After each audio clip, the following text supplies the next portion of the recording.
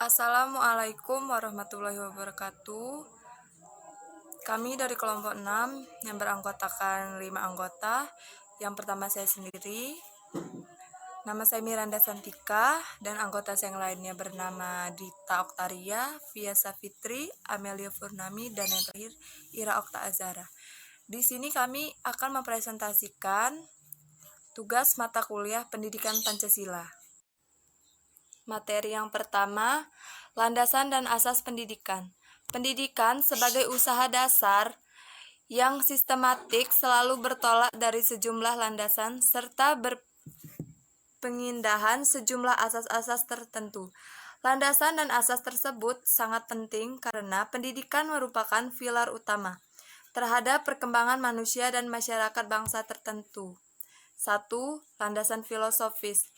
Sosiologi dan kultural memegang peranan yang penting dalam menentukan tujuan pendidikan. 2.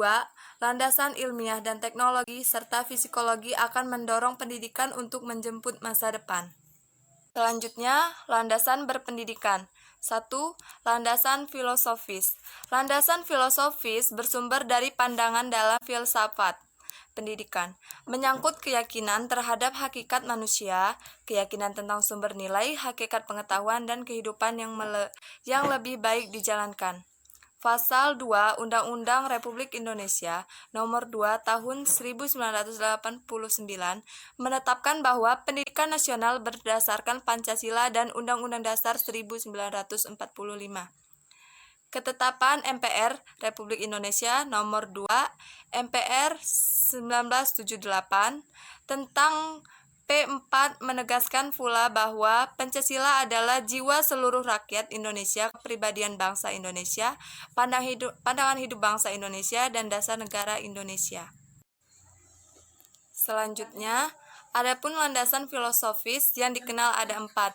Esensialisme, yaitu aliran pendidikan yang mengutamakan pelajaran teoretik, liberalis, atau bahan ajar esensial. 2.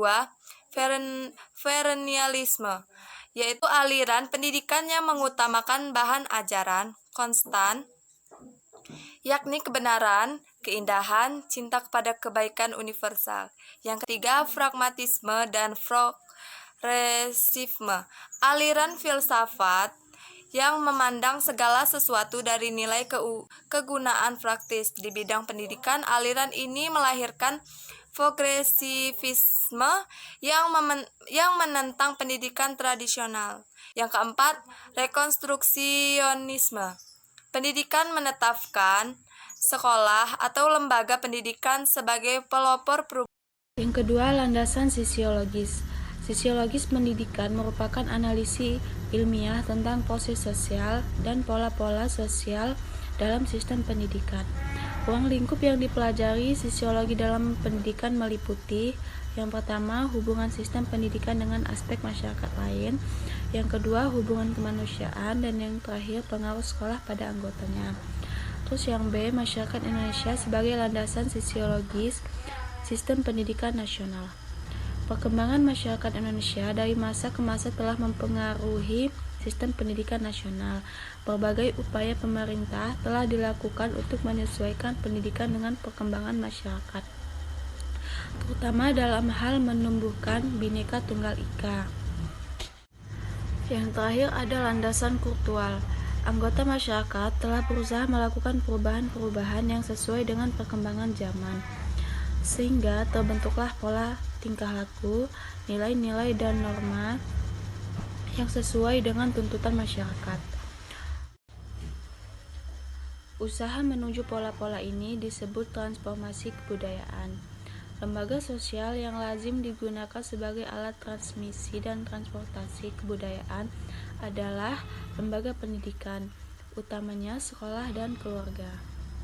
Lanjutan B. Kebudayaan sebagai landasan sistem pendidikan nasional. Pelestarian dan pengembangan kekayaan yang unik di setiap daerah itu melalui upaya pendidikan sebagai wujud dari Kebhinneka Tunggal Ikaan masyarakat dan bangsa Indonesia. Hal ini haruslah dilaksanakan dalam kerangka pemantapan kesatuan dan persatuan bangsa dan negara Indonesia sebagai sisi Kebhinneka Tunggal Ikaan. 4. Landasan psikologis. A. Pengertian. Dasar psikologis berkaitan dengan prinsip-prinsip belajar dan perkembangan anak, pemahaman terhadap peserta didik. Utamanya berkaitan dengan aspek kejiwaan merupakan salah satu kunci keberhasilan pendidikan. Oleh karena itu, hasil kajian dan penemuan psikologis sangat diperlukan penerapannya dalam bidang pendidikan.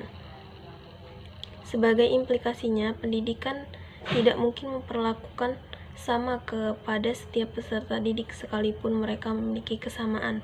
Penyusunan kurikulum perlu berhati-hati dalam menentukan jenjang pengalaman belajar yang akan dijadikan garis-garis besar pengajaran serta tingkat kerincian bahan belajar yang digariskan.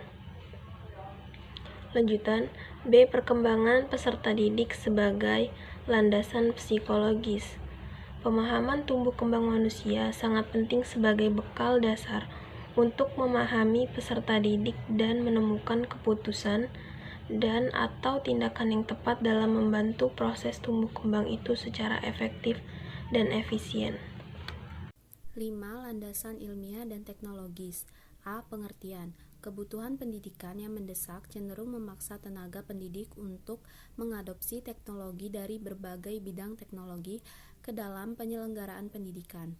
Pendidikan yang berkaitan erat dengan proses penyaluran pengetahuan haruslah mendapat perhatian yang proporsional dalam bahan ajaran. Dengan demikian, pendidikan bukan hanya berperan dalam pewarisan iptek dan calon pakar iptek itu. B. Perkembangan iptek sebagai landasan ilmiah. Iptek merupakan salah satu hasil pemikiran manusia untuk mencapai kehidupan yang lebih baik. Lembaga pendidikan, utamanya pendidikan jalur sekolah, harus mampu mengakomodasi dan mengantisipasi perkembangan iptek mutakhir. Asas pendidikan. Asas pendidikan merupakan sesuatu kebenaran yang menjadi dasar atau tumpuan berpikir, baik pada tahap perancangan maupun pelaksanaan pendidikan. Khusus di Indonesia, terdapat beberapa asas pendidikan yang memberi arah dalam merancang dan melaksanakan pendidikan itu. Ada 3 asas pendidikan di Indonesia, yaitu Asas Tutwuri Handayani merupakan inti dari sistem Among Perguruan yang dikumandangkan oleh Ki Hajar Dewantara dengan menambahkan 2 semboyan lagi, yaitu Ing Ngarso Sung Sung Tulodo dan Ing Madio Mangun Karso. Kemudian ketiga semboyan tersebut menyatu menjadi satu kesatuan, yaitu Ing Ngarso Sung Tulado, Ing Madio Mangun Karso, Tutwuri Handayani. Kemudian nomor 2 yaitu ada asas belajar sepanjang hayat, merupakan sudut pandang dari sisi lain terhadap pendidikan seumur hidup, diimplementasikan dengan memperhatikan 2 dimensi, yaitu yang pertama dimensi vertikal dari kurikulum sekolah, yang kedua dimensi horizontal dari kurikulum sekolah, yaitu keterkaitan antara pengalaman belajar di sekolah dengan pengalaman di luar sekolah. Kemudian yaitu ada asas kemandirian dalam belajar. Dikembangkan kemandirian dalam belajar itu dengan menghindari campur tangan guru. Namun guru selalu siap untuk ulur tangan bila diperlukan. Perwujudan asas kemandirian dalam belajar akan menempatkan guru dalam peran utama sebagai fasilitator dan motivator. Salah satu pendekatan yang memberikan peluang dalam melatih kemandirian belajar peserta didik.